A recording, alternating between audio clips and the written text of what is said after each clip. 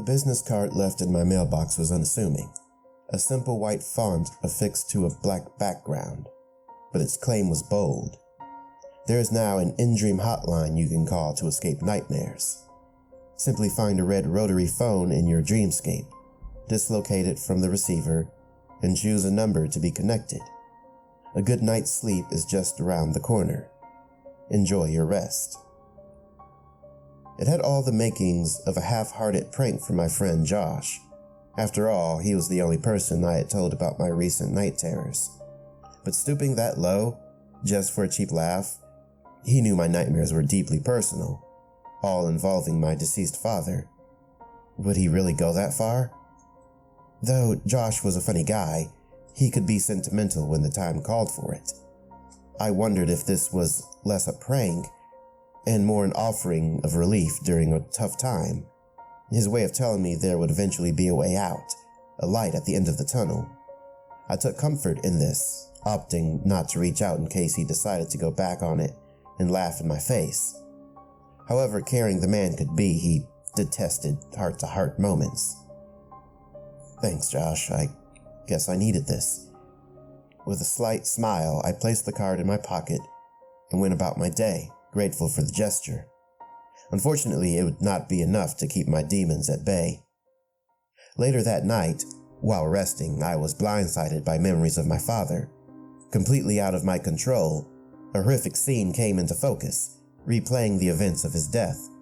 I had no choice but to endure the torment and watch the events unfold in my mind, just as they had so many times before. I was a child and we were swimming at our favorite spot on the outskirts of town. We often played a game to see who could hold their breath underwater the longest. On my father's last dip beneath the waves, he never came up for air. His body was never found.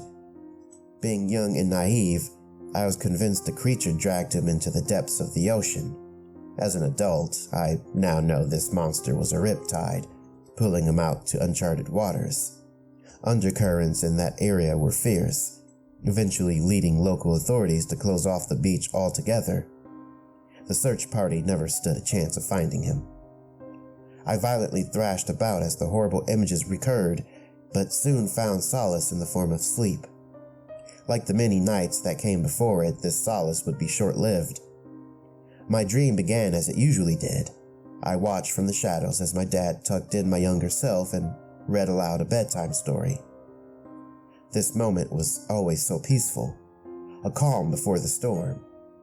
I briefly basked in the ambient nostalgia before remembering the events that would inevitably come next. That's when the panic set in. After the story concluded, my father transformed into something horrific.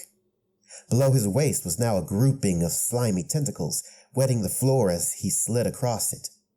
Above his collar were the grotesque features of a monstrous head, an amphibious amalgamation of loose appendages, sharp teeth and gills protruding from his neck. His mouth opened at an unnatural angle, wide enough to devour my younger self whole. He then turned his attention to me. This was my cue to run. Racing through the house to escape the creature's clutches, I felt something fall from my shirt pocket. It was the in-dream hotline business card. I picked it up and looked it over. Despite the fragile nature of visual stimuli in dreams, the card was identical to its real counterpart. No matter how many times I read the text, none of the characters were fuzzy, jumbled, or rearranged. A thunderous growl crept up behind me. I sprinted to the living room. That's where I saw it. Right where my family's landline usually sat.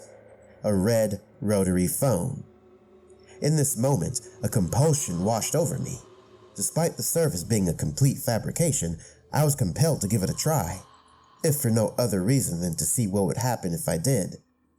Perhaps my sleeping mind would fill in the blanks and wake me from the nightmare. I picked up the phone from the receiver and held it to my ear.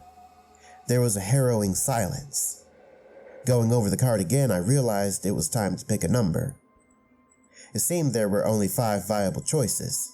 Numbers 6 through 0 had been scuffed away, along with the pound and star keys. When placing my finger in these holes, The wheel wouldn't budge.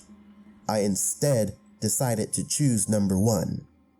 The wheel turned and my ear was met with a male voice. "Thank you for calling the in-dream hotline for escaping nightmares. How can we be of service?" It worked. My brain was playing along. Hello? Yes. I need to escape this nightmare, please. Quickly." "Certainly. I'll be happy to assist you with this. Please hold while I look up your situation." The sound of grinding teeth echoed in the distance as the creature slid from room to room, searching for me. Oh boy, childhood trauma mixed with a phobia of sea monsters. That does not sound like fun.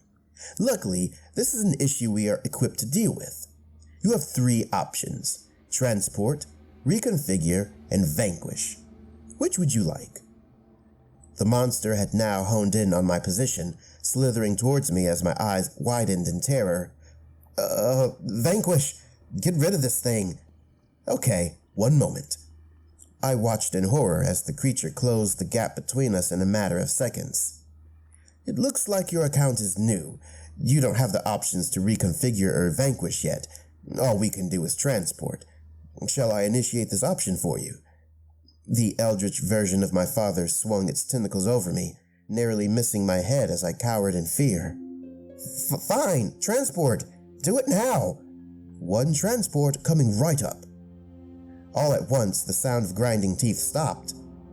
The moisture on the floor evaporated. The creature was frozen in place, a statue of pure dread. It then vanished before my very eyes. Transport successful. Thank you for calling the in-dream hotline.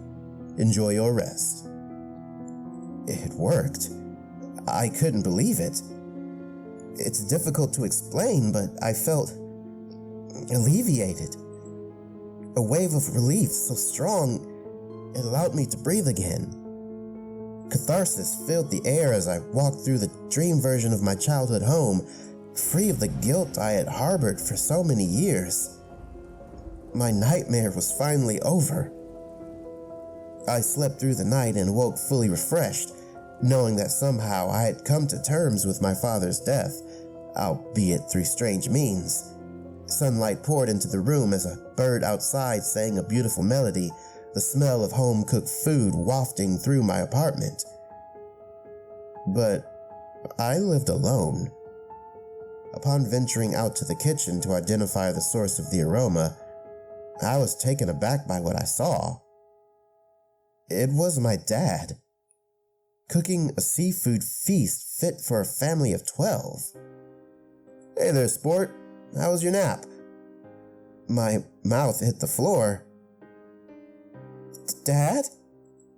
But how?" He smiled. "What's wrong, sport? You look like you've seen a ghost." Dumbstruck and frightened, I ran to my bedroom and locked the door. That was not my father. It couldn't be. He was swept out to sea. No one could have survived out there. It just wasn't possible. My phone buzzed, interrupting my panic. It was a private number. I hesitantly answered. "Hello, this is the in-dream hotline for escaping nightmares. We don't normally make calls outside of the dream void, but we noticed your recent transport order has gone awry. We are here to help." "What? Josh, is that you? What's going on? Is this some sort of sick joke?" "Transports can be unpredictable. We apologize for the inconvenience. If you upgrade to one of our premium packages, we can aid in the removal of your nightmare. We accept all major credit cards." Did my ears deceive me? Was the in-dream hotline real? The silver package is our cheapest upgrade, allowing you to reconfigure your nightmare, but there's no guarantee the result will be any better. We suggest purchasing our gold package, an option which lets you vanquish the nightmare once and for all. A stream of seawater entered the room as a familiar tentacle snuck beneath the doorframe. "Lunch is ready, sport. I hope you're hungry. I know I am." I handed over my credit card information without so much as a second thought. "I'll take the gold package, please." "Brilliant. Please hold." The sound of tapping at a keyboard filled my ears as my father began banging at the door. "Your transaction is in transit. It will take 5 to 7 business days to process, at which time your nightmare will be vanquished." 5 to 7 days? Were they serious? I have to wait how long? What am I supposed to do in the meantime? "Thank you for calling the in-dream hotline for escaping nightmares. We sincerely hope you live long enough to continue doing business with us."